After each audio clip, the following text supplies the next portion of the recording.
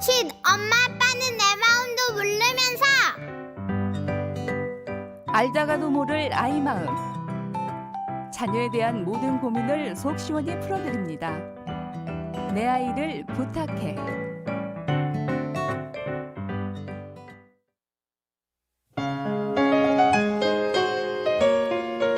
안녕하세요. 저는 내년 초등학교 입학을 앞둔 7살 아들을 키우는 엄마입니다. 아무래도 이제 초등학생이 된다고 생각하니까 학습이 가장 신경 쓰입니다. 이 주변만 봐도 국어와 수학, 영어 선행학습을 하는 아이들이 참 많은데요. 저 역시 아들에게 많은 배움의 기회를 주고 싶지만 아이가 도통 공부를 하려고 하지 않습니다. 학원에 가보자고 하면 1초도 고민하지 않고 거절하고요. 집에서 저와 한글과 수 공부를 해보면 온갖 핑계를 대며 안 하려고만 하니까 답답합니다.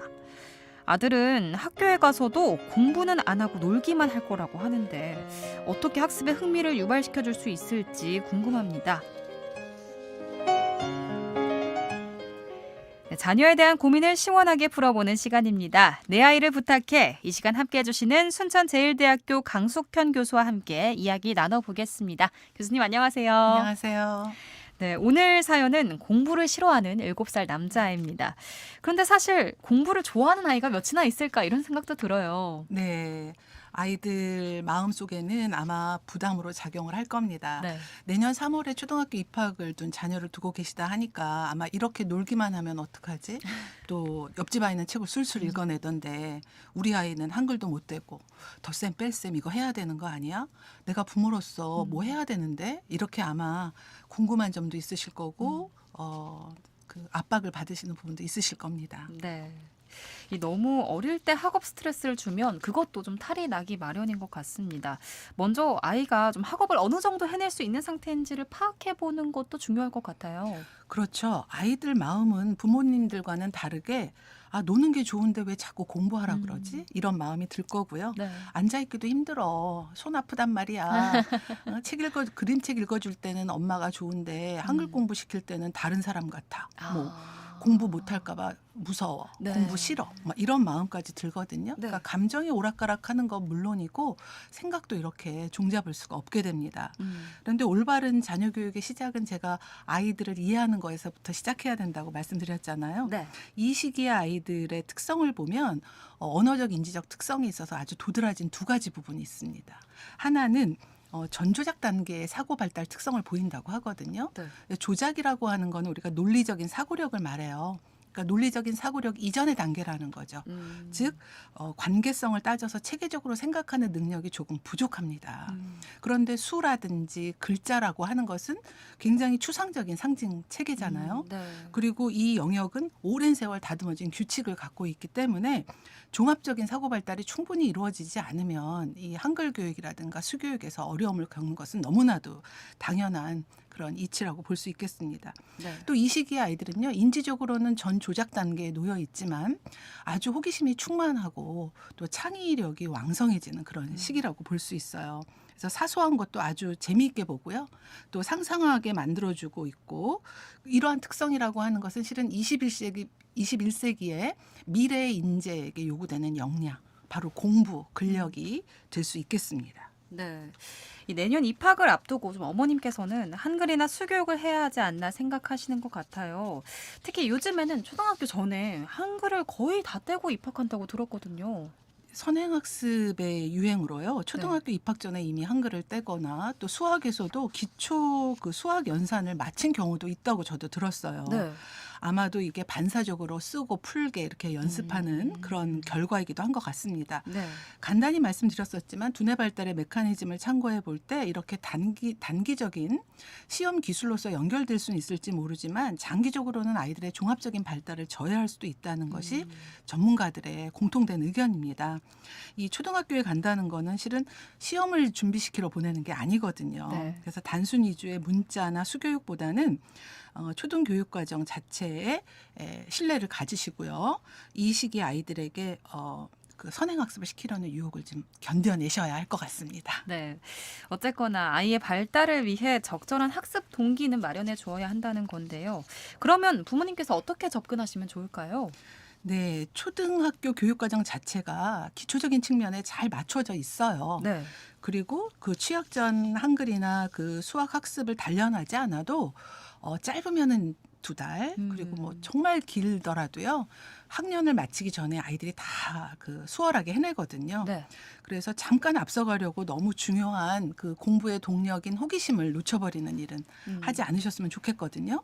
그래서 그렇게 할 수 있는 좋은 접근 방법으로는 저는 놀이학습법이다. 이렇게 말씀드리고 싶습니다. 네. 이 놀이학습법은요, 이미 국가 수준의 교육과정을 운영하고 있는 그 기존의 유치원들, 어린이집 이런 곳에서는 다 이 그 유아 사고 단계를 고려하여 구성되어 있다고 볼 수 있습니다. 네.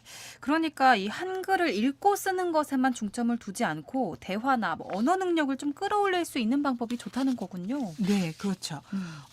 언어나 대화 능력이라고 하는 것은 네. 가장 중요한 공부 근력의 핵심이 될 수 있습니다. 특히나 그 쓰기보다 더 중요하다고 말씀드리겠는데요. 언어는 모든 학습과 사고의 도구가 되기 때문에 꾸준한 독서를 통한 언어 능력의 향상은 굉장히 중요하거든요. 근데 아직 글을 떼지 못하는 아이들에게 독서? 네, 독서라고 하는 것은 실은 글자를 읽는 것만이 아니라 그 글 속에, 말 속에 들어있는 의미를 해석하고 받아들이는 거거든요. 네. 그래서 부모님께서 아이들과 함께 꾸준히 독서를 해주시는 겁니다. 그리고 독서를 한다는 것은 뭐냐면 2단계 아이들에게는 그림책이나 동화, 이야기책을 함께 같이 읽고 즐기는 경험을 많이 가져주시는 것이 굉장히 좋은 언어 능력을 증대하는 방법이 될 수 있습니다. 네. 정말 어떤 활동이든 아이가 공부나 배움에 대해서 좀 부정적인 인식을 갖지 않도록 그 부분을 신경 쓰는 것도 중요할 것 같아요. 네, 그렇죠. 그 아이들에게 있어서 행복한 공부가 될 수 있도록 해주는 것이 좋습니다. 공부 못하면 거지나 바보가 된다. 뭐 이렇게 그 부정적인 이야기를 듣는다면 그것이 또 공부의 동기가 된다면 그 에너지 효과가 얼마나 가겠어요. 그렇죠. 유효하지 않겠죠. 네. 또 학업 스트레스로 인해서 요즘 마음의 병을 앓고 있는 아이들도 많이 늘고 있다고 하잖아요. 그래서 아이마다 타고난 강점과 재능이 있습니다. 또 아이들마다 배우는 속도, 방법도 조금씩 다릅니다. 그래서 그걸 인정해 주시고 아이가 잘하는 것을 찾도록 노력해 주시는 게 부모의 의무이기도 하고요.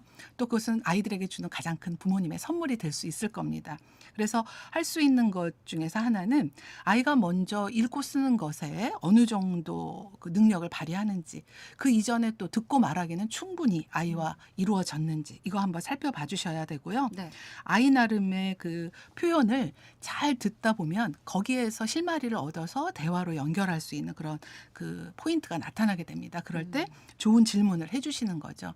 그래서 유치원이나 어린이집에서는요, 주말에 지내고 나면 월요일 날 꼭 저희들이 하는 게 있습니다. 그게 네. 뭐냐면 주말 지낸 이야기라고 해서 아이들에게 지난 주말에 어떻게 지냈는지를 네. 나와서 경험과 생각을 발표하게 하거든요.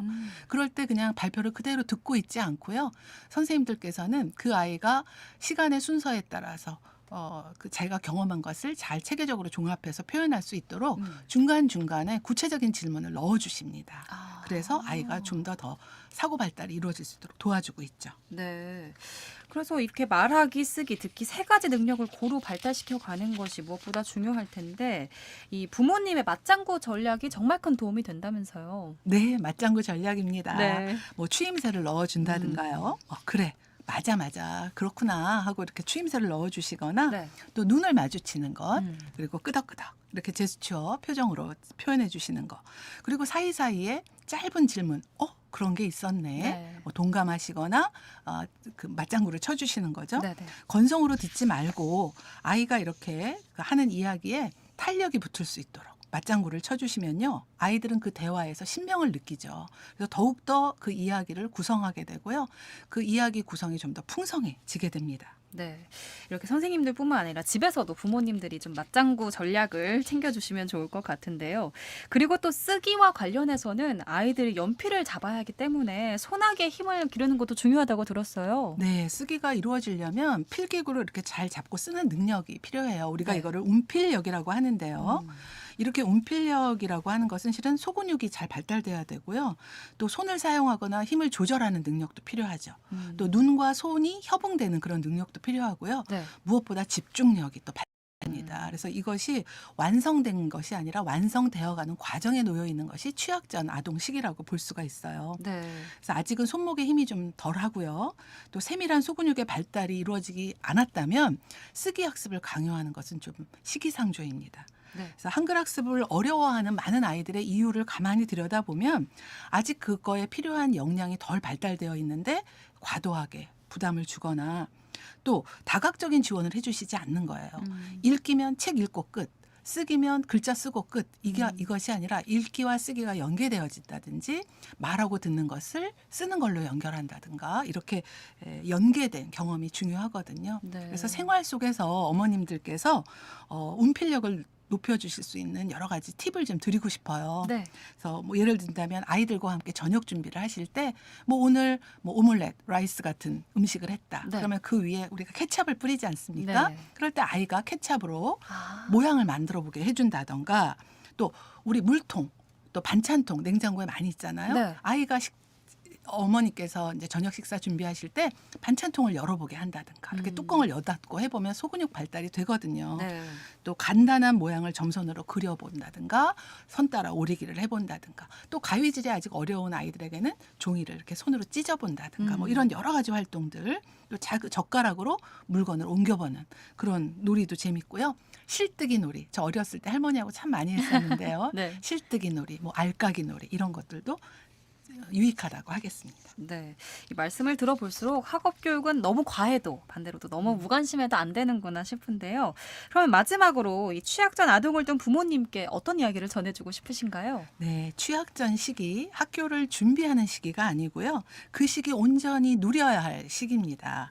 이때는 글자나 문장을 부분적으로 좀 읽기 시작하거든요. 그리고 또 글자 형태와 일반 모양을 구분하기 시작을 해요. 네. 그러면서 쓰기도 가능해지는 시기이긴 합니다.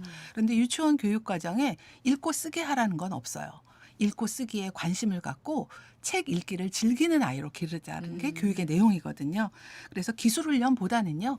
발달 특성에 맞는 그런 접근이 필요하다고 말씀드리겠고요. 네. 아까 말씀드린 놀이학습법, 그림책을 함께 읽으면서 독서의 경험을 부모님과 함께 행복하게 즐겨보는 경험. 이 시기를 놓치시면 안 되겠습니다. 네, 알겠습니다. 오늘 말씀 잘 들었습니다. 고맙습니다. 네, 감사합니다. 지금까지 순천제일대학교 유아교육학과 강숙현 교수와 함께했습니다.